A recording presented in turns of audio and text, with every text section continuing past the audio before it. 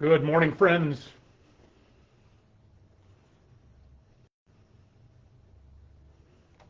Good morning, friends. Hello, hello. How are you this morning?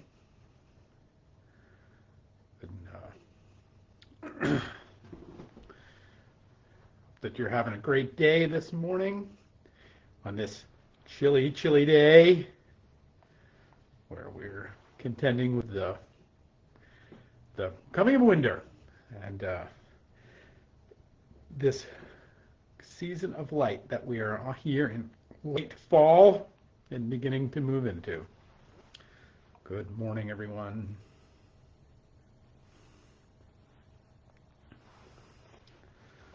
How are you this morning?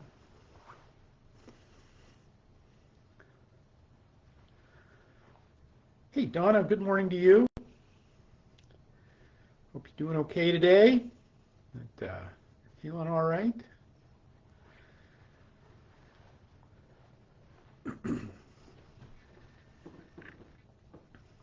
Hello, everybody. Good morning, friends. Looking forward to Saturday. We're going to be participating in the holiday parade here in town. It's if you've never seen it, 41 years they've been doing the holiday parade. It's really spectacular. We've been wanting to be a part of it, and so we're going to share some space with the Vietnam veterans folks, and I think it'll be great fun. Hey, Jamie, good morning to you. Glad you're here. Hope you're doing awesome. Good morning, Karen. Good morning to you. Hope this day is treating you well. All right, friends, let's get going this morning. It is the 4th day of December on this Thursday at 11:11, and I'm glad you're here and a part of the journey and a part of all that this little digital meeting space brings us to. I pray for blessings on you today. There's again and again, Jesus says, in one form or another, he says it in almost all the Gospels in one way or another, this invitation to about the light of the world. In the Gospel of John, Jesus spoke to them saying, I am the light of the world, and whoever follows me will never walk in darkness, but will have the light of life. And so this following Jesus actually brings us light, this invitation to him. But then in Matthew, it says this. So in Matthew, it says, you are the light of the world. Wait, what? I thought you were the light of the world. What's up, Kid? What's up, big dog? You are the light of the world. A city built on a hill cannot be hid. People do not light a lamp and then put it under a bushel basket. Rather, they put it on a lampstand, and it gives the light to all the house. In the same way, let your light shine before others, so that they may see your good works and give glory to your Father in heaven. So we have in Matthew, Jesus is the light of the world, and we have in Matthew, we are the light of the world. In John, Jesus is the light of the world. So which is it? And the answer is yes. Like that's the answer. That the answer is we are built and we are called and we are made in God's image.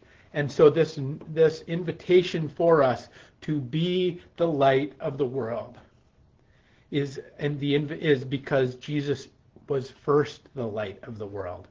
So what does that mean?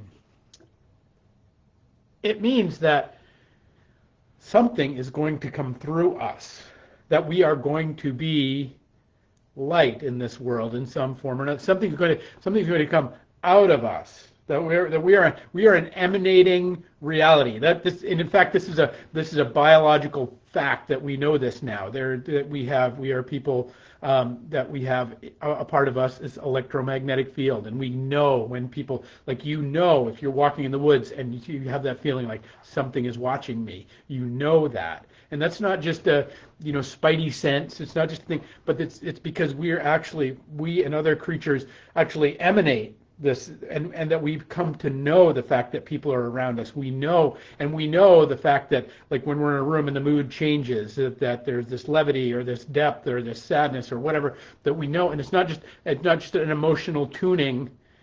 That we are radiant forces. We are lamps. We are lights of the world. There's this, and I think it's key to understand ourselves in this way, because we're so caught up on our individualism and on our me, mine, and ours, getting ours. That kind of establishing things the way we want them to be, insisting upon our way, and all for the right reasons, and all for good things often. Not to say we're out there just pushing people around, but it is to say that to understand ourselves as this lamp, as this light, as this emanating force in the world. And so there's this question of what will we emanate, and what will we shine in the world? How will we shine? Will we shine light, and the light in the darkness that the world has not overcome? Will we shine that? There's this great, beautiful theologian called John Philip Newell, and John Philip Newell talks about this season of light that we're coming into. That's part of why we're talking about this morning, because we are. I don't know about you, but I am waking up pretty much in darkness, and I am going to bed in darkness, and that there's like 20 minutes of light outside most of the time, and that if I'm lucky, I can get out and get in some of it. But that the physical world is showing us this notion of the darkness that surrounds us, and as the physical world is going to give us this sense of birth and rebirth that we're going to find on the 22nd of December, and the celebrations around Christmas that will come on the 25th of December. All of that, though, gets us to has this point in which we're right now are in this diminishing postage stamp of light. On a day like today, it's not even light outside. It is just kind of gray, and we're going from series of grays into darkness this afternoon, and it will be this afternoon. It won't even be this evening. So what are we to do with all of this darkness if we are called to be light?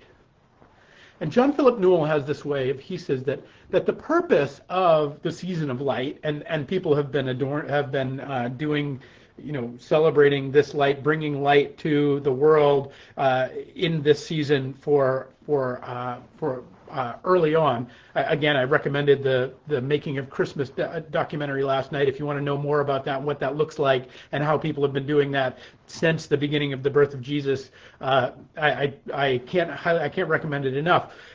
But that is this pattern, and so people have been bringing light to the darkness. But why do we bring light to the darkness? And this is what John Philip Newell says. He says, we bring light to the darkness not simply to cast out the darkness, not simply to push back the darkness, not simply to say the darkness is evil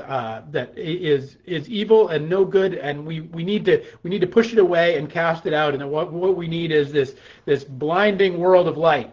No, because that's not real, right? That's not really what happens. If we go to we have a beautiful place here in La Salette. It's like 45 minutes where there is over. I was reading about it. There's like 1.2 million light bulbs that are celebrated at the La Salette monastery. That there are that the celebration there about on Christmas, of Jesus, of Mary, of the Christmas story, the numerous nativities. That's where Snickers comes from, the donkey that we had a few years ago. That all of these invitations to shine light in the darkness is not simply so that we might beat the darkness back, because, again, from the Gospel of John, the light shines in the darkness, and the darkness cannot overcome it. but it shines in the darkness. It is so that the point of the light in the darkness is to adorn the darkness. I want you to consider this for a second. To adorn the darkness. To understand that we are going to have things in this world that are going to break. Our bodies are going to break. Our relationships are going to struggle. Our jobs aren't always going to work out. Again and again and again, things are going to be problematic. There's going to be trouble. There's going to be darkness. There's going to be real evil in the world that will seek to creep up and bite us. And sometimes it will. And so what are we to do with that darkness? Now, the desire just to cast it away is one thing. But when we think of the profound griefs of our life, when we think of the profound losses of our life, when we think of the profound betrayals of our life, they actually can kind of just sit there like a big lump, or they can sit there like a alligator snapping at us. In fact, one of the descriptions in the Psalms of depression is called the noonday demon, because it's this devil that just stands in the middle of the room and stares at us because it won't go away, and it doesn't make any attempts to conceal itself. That it stands in the noonday and it cusses. So what are we to do with these things? And what John Philip Newell suggests is that we are to adorn the darkness. That in fact there are griefs in our life, and that bringing the light of Christ, bringing light to these griefs, bringing light to these uncertainties, the things that we just don't know what we're going to do about. Just we don't know how things are going to go. We don't know what the next doctor's visit is going to bring. That to bring these anxieties, that we might actually decorate them and adorn them. And that so a Christmas tree stops being about this, just the evergreen and the light, which it is, but it also begins to be about this adorning of the dark, that we find this incredible beauty in the midst of those things that would break our hearts. We find these incredible loves that we have when we speak of our griefs. That we were so lucky to have these people that we loved in our lives. That that these things that are again and again and again come to us as just big piles that would stand there and stare at us. Or as Jesus, who is the light of the world, who calls us to be the light of the world, we can take that light and we can take the light that is within us and place it on the lampstand. That doesn't negate the darkness. But what it does is adorn the darkness in such a way, bring beauty to the darkness in such a way, that to bring life and light, the appreciation of the good and the true and the beautiful things, even in the midst of the struggle, the thanksgivings for what we do have, what we have had, what we have been given in graces in this life, all of those ways in which we can bring light to the occasion, that we can adorn the darkness. And in doing that, and when we do that, we actually encounter our deepest fear and our deepest self and our deepest struggle. Because the great Marianne Williamson talks of, has a poem that she wrote that has stayed with me ever since I've read it. And it's got to be 20, 30 years ago now that I came across this.